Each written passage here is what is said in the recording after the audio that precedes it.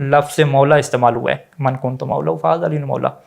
اور مولا کے تو بہت سارے معنی ہیں، ایک مولا کا معنی دوست ہے، ایک مولا کا معنی چچا زاد ہے، ایک مولا کا معنی محبوب ہے، ایک کا معنی آقا ہے، ایک کا معنی غلام ہے، ایک کا مطلب حاکم اور اولا بے تصرف ہونے کا ہے کہ جس کا اختیار سب سے زیادہ ہو۔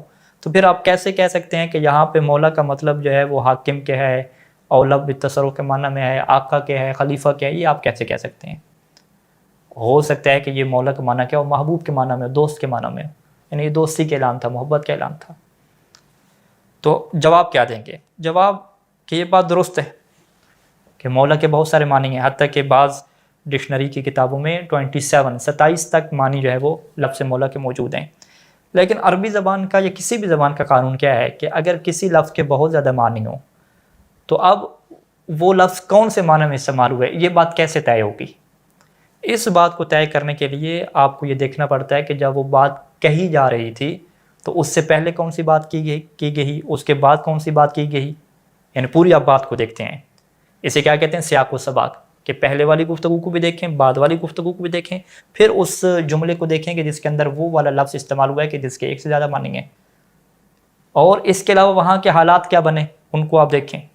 تو یہ اب ساری چیزیں آپ دیکھتے ہیں، اسے آپ کیا کہتے ہیں؟ قرائن و شواہد و حالات، سیاق و سباق، ساری چیزوں کو جب آپ اکٹھا کر کے دیکھتے ہیں تو پھر بڑے واضح طریقے سے آپ کو پتہ چل جاتا ہے کہ یہ لفظ اپنے بہت سارے معنی میں سے کس معنی کے اندر استعمال ہوا ہے۔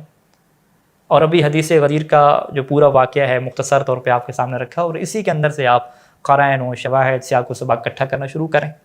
ان قرائن و شواہد میں سے سب سے پہلے آپ دیکھیں کہ خطبے کی تمہید، یعنی یہ جو جملہ ہے من کنت مولا فہذا علی مولا، تو کیا یہ ایک ہی جملہ اللہ کے رسول صلی اللہ علیہ وآلہ وسلم نے ارشاد فرمایا تھا کہ پھر پتہ نہیں چل رہا کہ مولا کس معنی میں ہے؟ نہیں، آپ کہیں گے پورا خطبہ ہے، اس سے پہلے بھی جملے ہیں، اس کے بعد بھی جملے ہیں، تو پورے خطبے کو دیکھیں کہ خطبے کے اندر کیا کیا جملے بولے گئے ہیں۔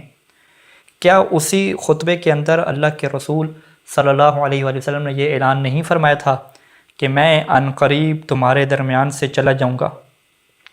یعنی من کنت مولاہ فہذا علی مولاہ، اعلان ولایت سے پہلے یہ اعلان فرمایا کہ میں عن قریب تمہارے درمیان سے چلا جاؤں گا۔ کیا یہ اس کے اندر جملے ہیں یا جملے نہیں ہیں؟ اس کے بعد جب اعلان فرمایا جا تو سوال و جواب ہے، لوگوں سے پوچھا ہے، اقرار لیا ہے۔ وہ اقرار کیا لیا تھا؟ الست اولا بکم من انفسکم، کیا تمہاری جانوں سے زیادہ میں تمہارے اوپر اولا نہیں ہوں؟ میں تمہارے اوپر سب سے زیادہ حق رکھنے والا نہیں ہوں؟ تو اپنی رحلت کا اعلان کرنے کے بعد، اپنی دنیا سے چلے جانے کا اعلان کرنے کے بعد، لوگوں سے اقرار لینے کے بعد کہ میری حیثیت تمہاری اوپر کیا ہے، ان سب کے بعد یہ جملہ ارشاد فرمایا کہ من کنت مولا فہذا علی مولا۔ تو یہ کلام کا جو ایک پورا سنیریو ہے اور پورے جو حالات ہیں وہ کیا بتلاتے ہیں کہ کیا یہ فقط دوستی کا اعلان کرنے جا رہے ہیں یا اپنی جانشینی کا اعلان کرنے جا رہے ہیں؟ کیا مولا یہاں پہ فقط دوستی کی خاطر استعمال کر رہے ہیں یا اس مولا کو اولا کے معنی میں استعمال کر رہے ہیں؟